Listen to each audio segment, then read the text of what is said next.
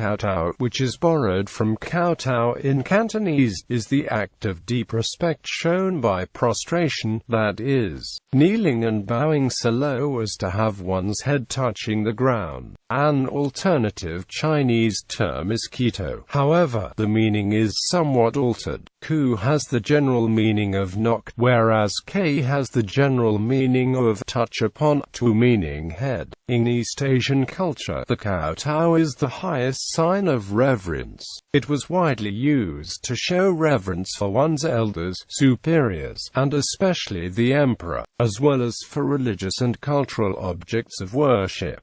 In modern times, usage of the Kowtow has become reduced. Traditional usage. In Imperial Chinese protocol, the Kowtow was performed before the Emperor of China. Depending on the solemnity of the situation, different grades of Kowtow would be used. In the most solemn of ceremonies, for example at the coronation of a new emperor, the emperor's subjects would undertake the ceremony of the 3 kneelings and 9 kowtows, the so-called grand Cowtow, which involves kneeling from a standing position 3 times, and each time, performing the Cowtow 3 times while kneeling. A manual HSU describes the full Cowtow as 3 kneelings and 9 knockings of the head on the ground, as government officials represented the majesty of the emperor while carrying out their duties. Commoners were also required to kowtow to them in formal situations. For example, a commoner brought before a local magistrate would be required to kneel and kowtow. A commoner is then required to remain kneeling, whereas a person who has earned a degree in the imperial examinations is permitted a seat. Since one is required by Confucian philosophy to show great reverence to one's parents and grandparents, children may also be required to kowtow to their elderly ancestors, particularly on special occasions. For example, at a wedding, the marrying couple was traditionally required to kowtow to both sets of parents, as acknowledgement of the debt owed for the nurturing. Confucius believed there was a natural harmony between the body and mind, and therefore, whatever actions were expressed through the body would be transferred over to the mind. Because the body is placed in a low position in the Kowtow, the idea is that one will naturally convert to his or her mind a feeling of respect. What one does to oneself influences the mind. Confucian philosophy held that respect was important for a society, making bowing an important ritual. Modern Chinese usage, the Kowtow, and other traditional forms of reverence, were much maligned after the May 4th movement. Today, only vestiges of the traditional usage of the Kowtow remain.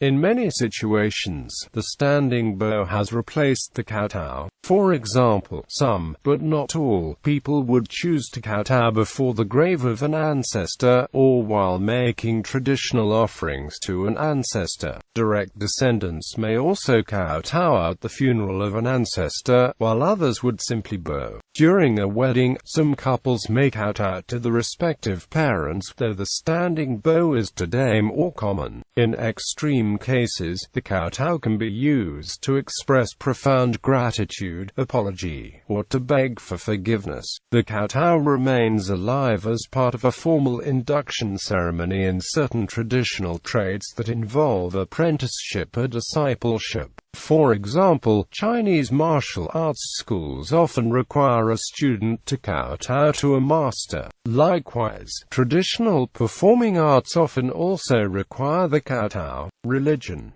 Prostration is a general practice in Buddhism, and not restricted to China. The Kowtow is often performed in groups of 3 before Buddhist statues and images or tombs of the dead. In Buddhism it is more commonly termed either worship with the crown, or casting the 5 limbs to the earth, referring to the 2 arms, 2 legs and forehead. For example, in certain ceremonies, a person would perform a sequence of 3 sets of 3 kowtows, stand up and kneel down again between each set, as an extreme gesture of respect. hence the term 3 kneelings and 9 head knockings. Also, some Buddhist pilgrims would kowtow once for every 3 steps made during the long journeys, the number 3 referring to the triple gem of Buddhism, the Buddha, the Dharma, and the Sangha. Prostration is widely practiced in India by Hindus to give utmost respect to the deities in temples and to parents and elders. Nowadays, in modern times, people show the regards to elders by bowing down and touching the feet. Diplomacy. Kowtow came into English in the early 19th century to describe the bow itself, but its meaning soon shifted to describe any abject submission or groveling. The kowtow was a significant issue for diplomats, since it was required to come into the presence of the Emperor of China, but it meant submission before him. The British embassies of George Macartney, 1st Earl Macartney, and William Pitt Amherst, 1st Earl Amherst, were unsuccessful, partly because kowtowing would mean acknowledging the king as a subject of the emperor. Dutch ambassador Isaac Titsing did not refuse to kowtow during the course of his 1794–1795 mission to the imperial court of the Qianlong emperor. The members of the Titsing mission, including Andreas Everardus van Bramhoekjest and Christian Louis Joseph de Giens, made every effort to conform with the demands of the complex imperial court etiquette. The kowtow was often performed in intra-Asian diplomatic relations as well. In 1636, Injo, king of the Korean Joseon dynasty, had to kneel 3 times on the ground and touch his head 9 times on the ground, to show his vassal status to the Chinese dynasty, to Hong Taiji, to the Manchu emperor. This 3 times 3 kneeling bow continued more than 250 years until 1896, when the Korean Empire declared independence as a result of the First Sino-Japanese War. The king of the Ryukyu kingdom also had to kneel 3 times on the ground and touch his head 9 times to the ground, to show his allegiance to the Chinese dynasty.